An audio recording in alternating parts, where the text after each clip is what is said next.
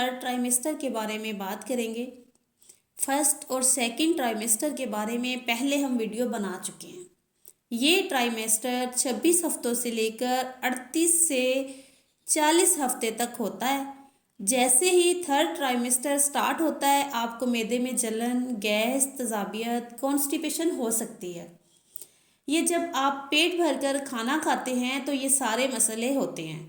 जैसे first trimester में कम कम और बार बार खाना चाहिए, वैसे ही 7वां महीना स्टार्ट होने के बाद आपको कम कम और बार बार खाना चाहिए।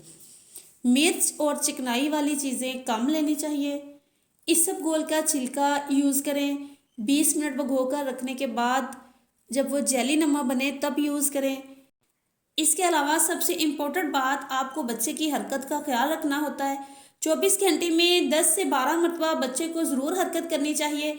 अगर आपको लगे कि बच्चे की हरकत कम है तो 2 गिलास पानी पीकर बाएं जानब करवट लेकर लेट जाएं और फील करें कि कितनी बार बच्चा हरकत करता है। अगर 2 घंटे में 2 से 3 मरतबा बच्चा हरकत करता है तो इसका मतलब है कि इसकी हरकत बिल्कुल ठीक है।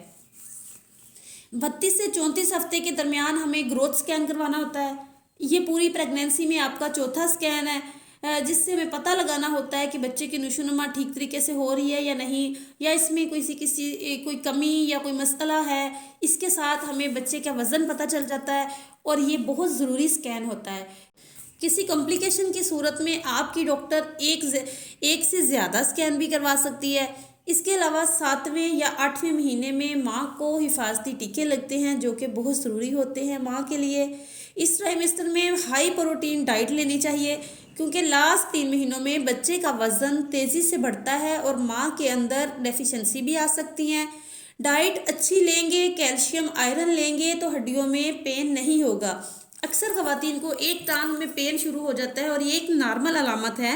यूट्रस की वज़न की वजह से ऐसा होता है। जिस तरफ बच्चा ज़्यादा दबाव डालता है उस तरफ वेन्स में पेन नीचे तक टांग से शुरू होके पाँव तक जाता है।